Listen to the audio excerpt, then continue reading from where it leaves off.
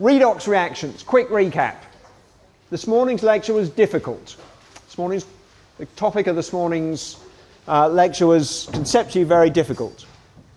All redox reactions, reduction and oxidation reactions, involve electron transfer in one form or another. It might not be obvious from the equation, but they all involve electron transfer. If they don't involve electron transfer, it's not a redox reaction, it's another sort of reaction. Acid-base, for example, we'll look at those tomorrow morning. When balancing a redox reaction, the stages you undertake are first to assign oxidation numbers to the species present. You then split the equation into the half equations and balance each half equation. You then recombine the half equations in such a way that the electrons produced in the oxidation half equation exactly cancel with the electrons consumed in the reduction half equation. Let me do an example. Let's say we have a reaction of tin 2 plus with iron 3 plus giving tin 4 plus and iron 2 plus. That looks like it might be a balanced equation because it's got the same types of element on both sides, the same numbers of each type, but the problem is the charges don't balance. 5 plus on the left and 6 plus on the right. So it's not a balanced equation. It is in fact a redox equation.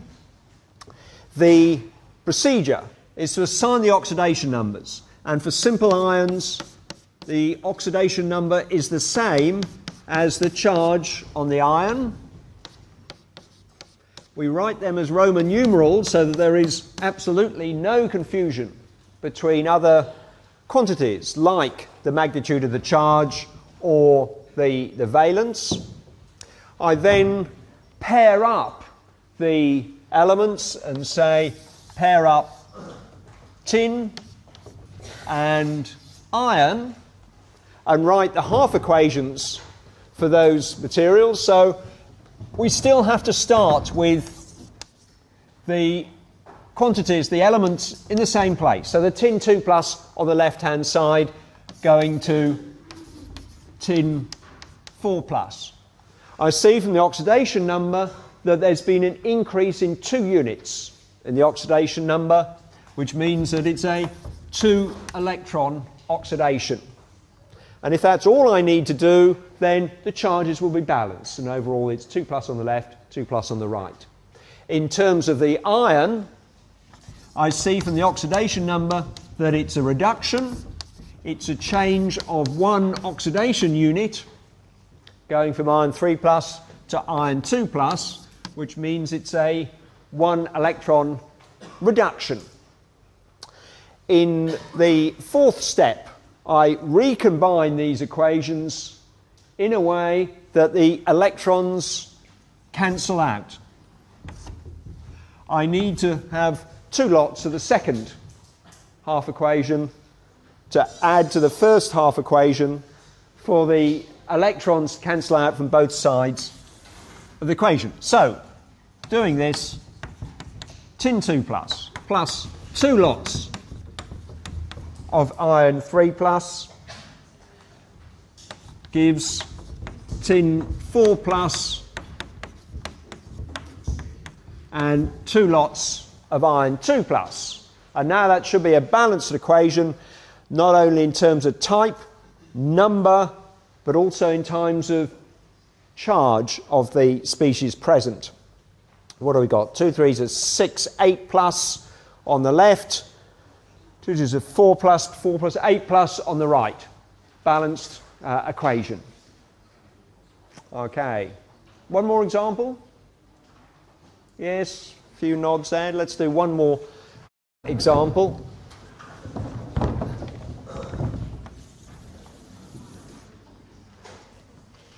Let me make this a slightly more challenging one. Let's say we have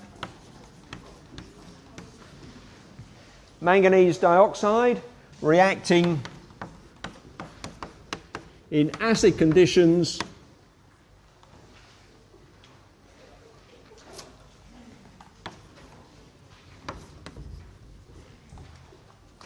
to produce manganese 2 plus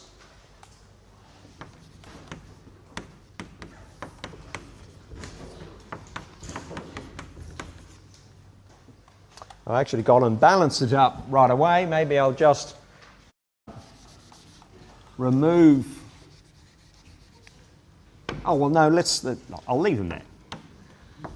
So we can see where everything comes from.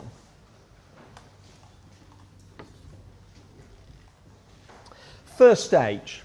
This is actually a balanced equation, but let's just take it apart, dissect it into the half equations.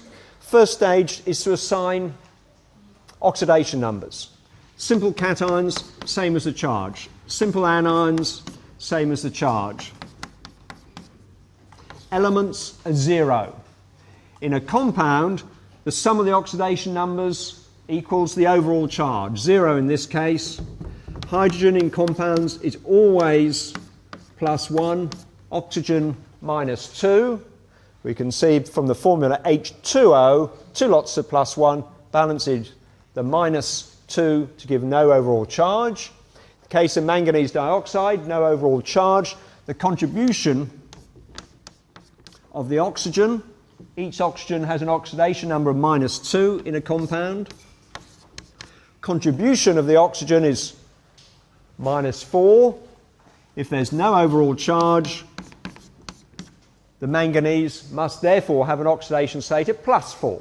We work it out from what we know. Let's see what's changed. Well, the H plus hasn't changed, so that's not been part of the oxidation or reduction processes. The Cl minus has changed, and one half equation then will involve Cl minus changing in oxidation number from -1 to 0, the element. I've got an increase in oxidation number, which means that electrons are given out. I need to balance this in terms of chlorine atoms. 2 chlorine atoms there, so 2 chloride anions there. Each one loses an electron when it forms a chlorine molecule, so that overall I have 2 electrons lost in this half equation. In terms of the manganese oxide, that ends up as manganese 2 plus. Oxidation number goes from +4 down to +2, so that's a 2 electron change.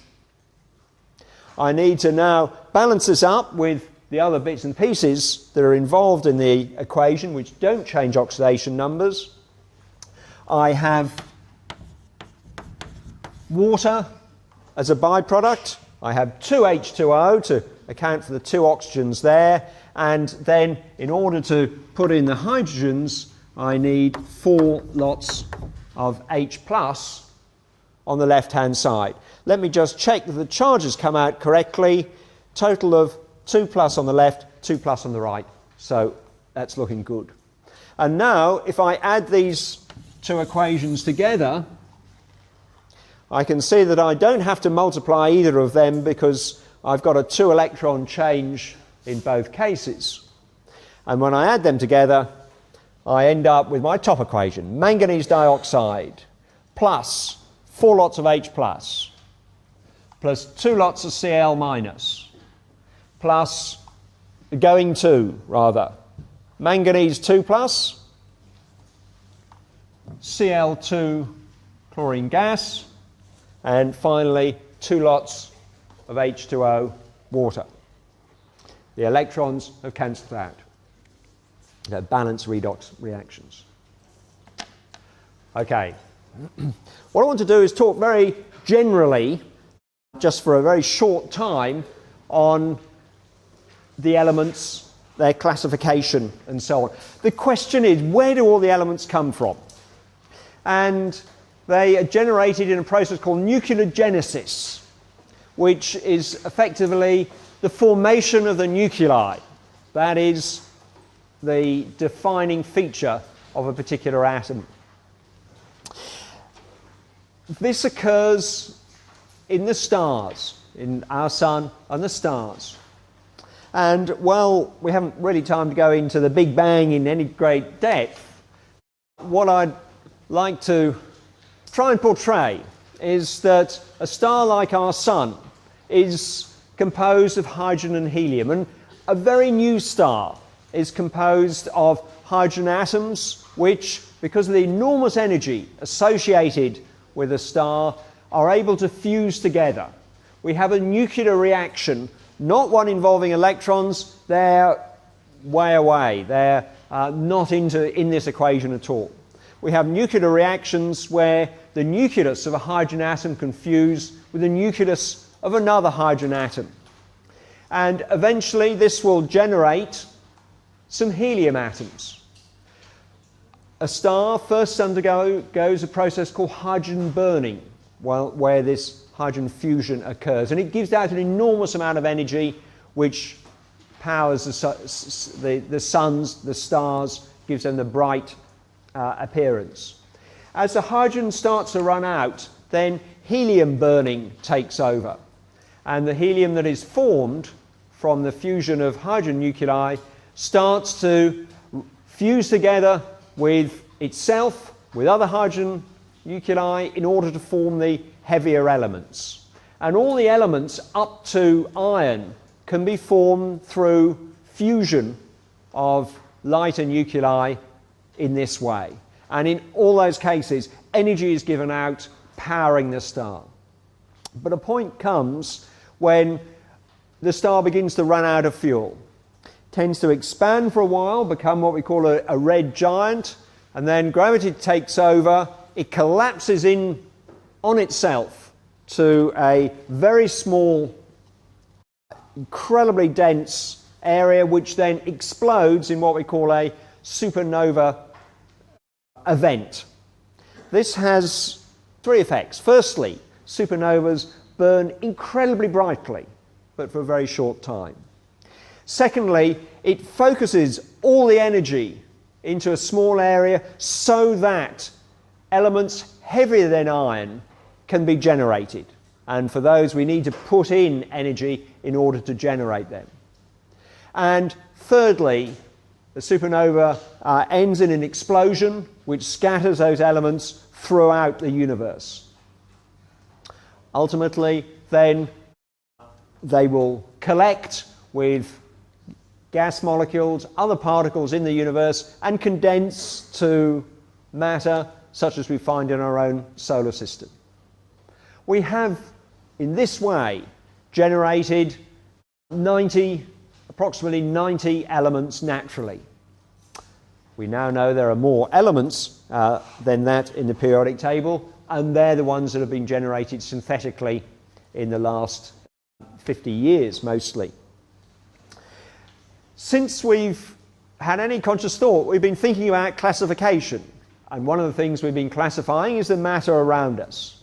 And some elements, those in particular that have been found in nature in the elemental form rather than combined to form a mineral, have been recognized since ancient times. Gold, silver, carbon, sulfur, for example.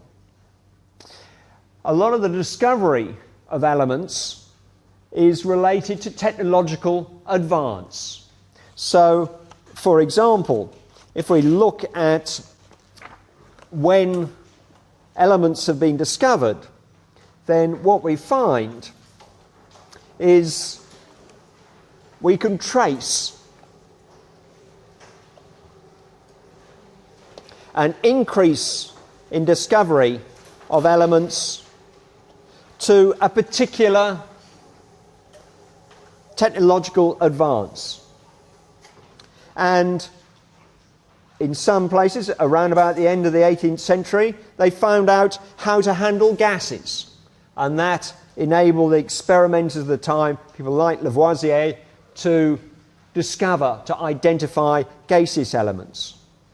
We've been looking at electron transfer reactions this morning, and I showed you a couple of examples of batteries where we can use a chemical reaction to generate an electrical current.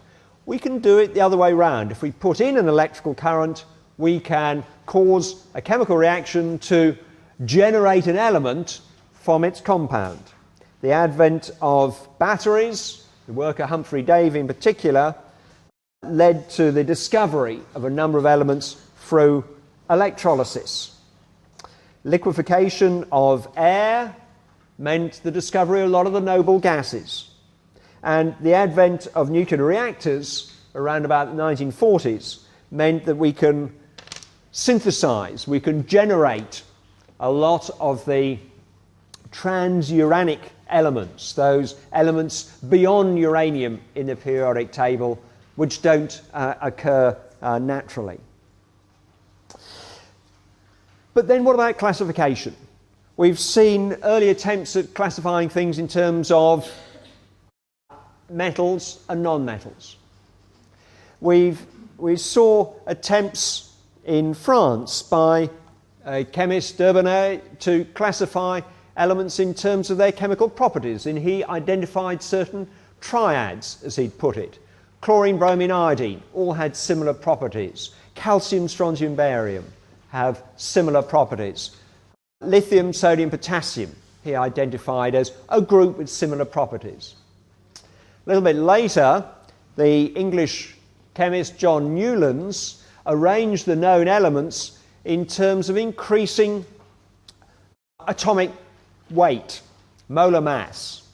And when he did that, he found that after a cycle of 8 elements, the next element appeared to have similar properties to the first element. There was a cycle of 8 elements, and every 8th element appeared to have similar properties to the first one. However, the trend didn't last for very long, and there were also some anomalies.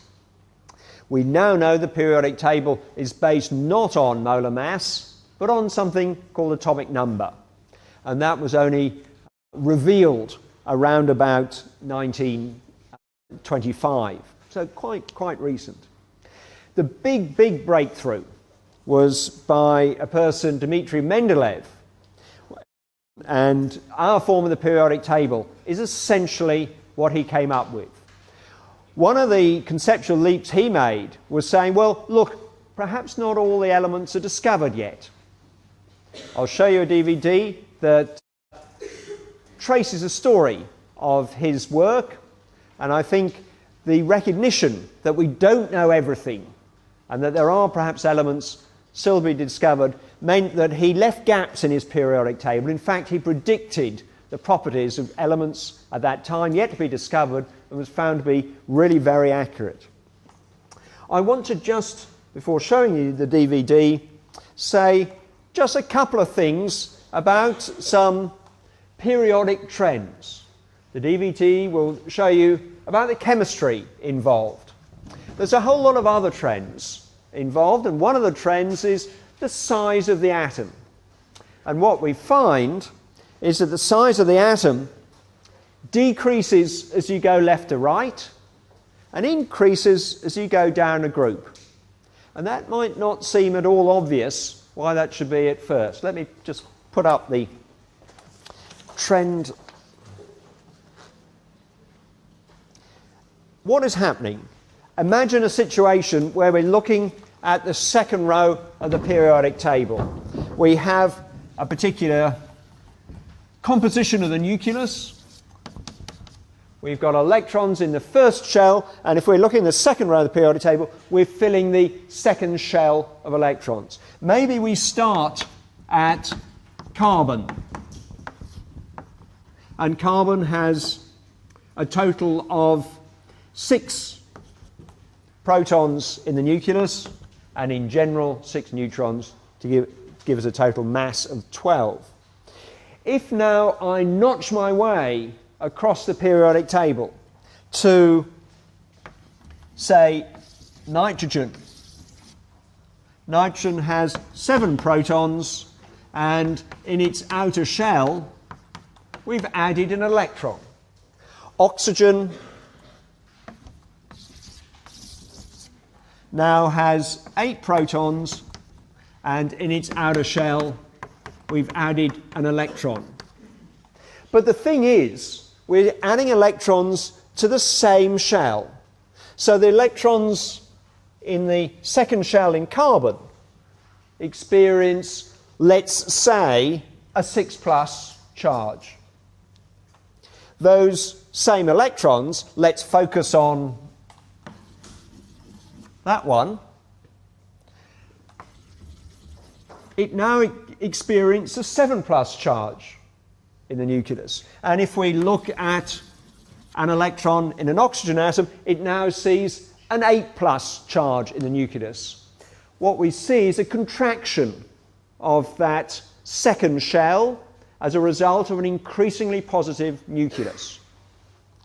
We define what we call an effective nuclear charge, which relates to the pull of the nucleus. Of course, one of the consequences of this is that as you go from the left with a small effective nuclear charge towards the right, to the noble gases with a very high nuclear charge, not only does the size of the atom decrease, but it also gets much more difficult to remove an electron and form a cation. And so we see cations on the left of the periodic table and not on the right of the periodic table. And this is one of the fundamental things that relates to the properties of elements, where we see metals on the left of the periodic table, those elements that typically form cations, and non-metals on the right of the periodic table, which typically don't form cations.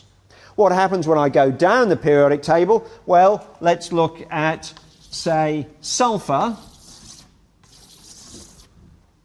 Now, third row, 3 shells.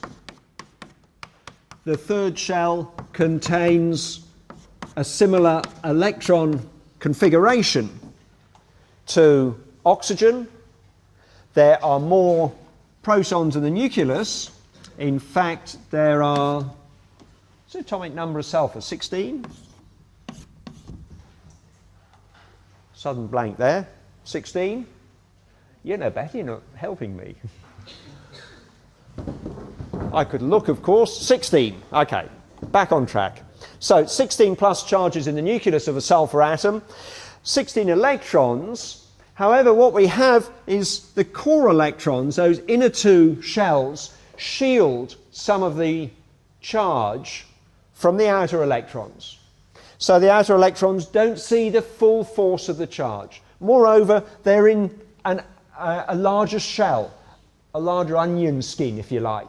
And hence, as you go down the periodic table, go down a group, you're looking at outer electrons in a more and more distant shell, and as a consequence of that, the atoms get larger as you go down. Moreover, the effective nuclear charge gets less as you go down. So it's going to be easier to remove this electron from sulfur than it is to remove this electron from oxygen, which is really quite hard. And you can see that if you take a group such as group 14 or 15 or 16, where we have a change in properties. Let's take group 15. We go from non-metals at the top down towards a metal at the bottom of the group. And this is directly related to the ease with which we can remove an electron. Effective nuclear charge decreases down the group. It's easier to remove an electron. We're more likely to form a cation at the bottom of the group than for an element at the top of the group. So we see a change there. Okay, I've done enough talking.